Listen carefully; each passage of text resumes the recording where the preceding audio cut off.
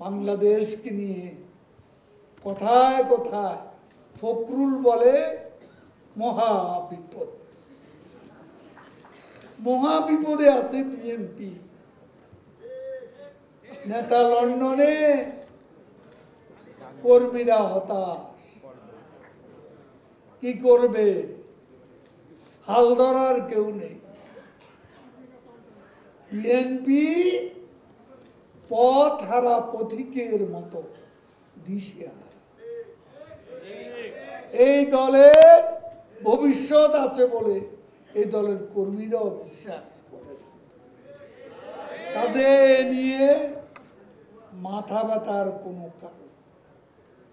কারণ একটা আছে, এরা সাম্প্রদায়িক শক্তির ঠিকানা।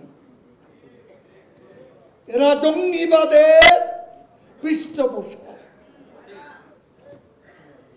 এরা এদেশে অর্থ পাচার আর দুর্নীতির রাজা। কাজে এই অপশক্তিকে রুখতে হবে।